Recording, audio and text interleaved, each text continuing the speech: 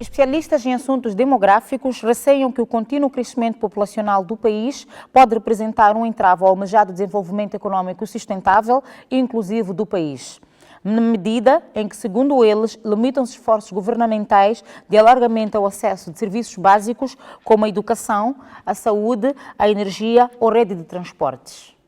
Os especialistas demográficos do país, reunidos em conferência recentemente realizada em Maputo, esgrimiram argumentos sobre os efeitos nefastos, ou não, do crescimento populacional para as economias mundiais, tendo chegado à conclusão que existem resultados positivos decorrentes dos esforços governamentais no sentido de alargar o acesso a serviços públicos de educação, saúde, energia ou rede de transporte, mas que estes foram limitados pelo constante aumento demográfico, constituindo, assim, um ónus para o desempenho das políticas públicas de proteção social. O crescimento populacional cria mais pressão sobre a procura dos bens e serviços públicos, não é? E nessa base isso cria maiores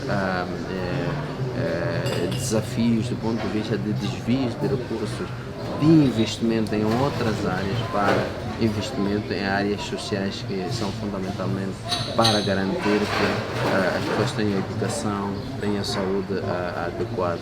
E pouco se investe em outras áreas produtivas, como por exemplo infraestruturas de produção, estradas, pontes e por aí fora. O crescimento demográfico não é necessariamente uma dádiva, é um custo. Quando a população aumenta drasticamente e a economia não acompanha esse crescimento, nós vamos ter problemas profundos de gestão de recursos. Isto é visível, por exemplo, ao longo dos últimos 5 anos. A população aumentou bastante, mas o crescimento económico não permitiu absorver esta população que cresceu, não a incluiu no mercado de trabalho. Com base nos dados do Censo Populacional 2017 publicados no presente ano, atualmente o país conta com 27,9 milhões de habitantes contra os 20,6 milhões de 2007, um aumento em cerca de 35%. Em resultado da dinâmica das suas principais componentes, natalidade, mortalidade e migração. Este crescimento poderá ser acompanhado por transformações na estrutura etária da população e devido à sua relação com o processo de desenvolvimento socioeconômico. As alterações da estrutura etária da população podem constituir uma oportunidade ou desafio a este processo. Os dados indicam ainda para uma redução da população economicamente ativa de 69,2% em 2007 para 57,6% em 2017 e, por outro, um aumento da taxa de dependência demográfica de 95% em 2007 para 99,5%, ou seja, quase 100% em 2017. Não é desenvolvimento, isto é subdesenvolvimento.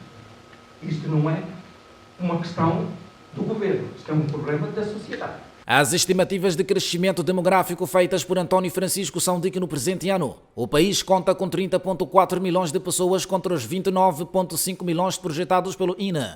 Numa projeção de médio e longo prazo, ele estima que a população moçambicana chegue a 65,3 milhões em 2050 e 97,5 milhões em 2075. Então, tendo em conta que os estudos internacionais mostram que para cada 1% de crescimento populacional é preciso cerca de 6 a 7% de expansão do PIB, unicamente para compensar o custo de expansão demográfica. E, mesmo considerando apenas a metade, significa que o PIB moçambicano devia crescer entre 12 a 15%, unicamente para sustentar o crescimento populacional. Independentemente do que seja agora a ação do governo ou a ação da economia, etc., há uma coisa que é praticamente previsível e inevitável. É que dentro de 20 ou 30 anos, nós vamos ter 60 milhões de pessoas. Portanto, isso é um dado adquirido, a menos que haja uma calamidade que destrua a população. Olhando para as projeções feitas pela ONU sobre o crescimento demográfico, em África estima-se que até 2050 a população africana deverá duplicar, passando de 1,3 milhões para 2,5 mil milhões de pessoas. Portanto, este é o dilema que pode ser esperado por muitos países africanos no futuro, em que o crescimento econômico não acompanha o aumento da população e a pobreza aumenta. O crescimento demográfico pode ser visto como um dividendo demográfico, sobretudo quando se tem uma população maioritariamente jovem, na medida em que implica maior massa contributiva para alavancar a economia.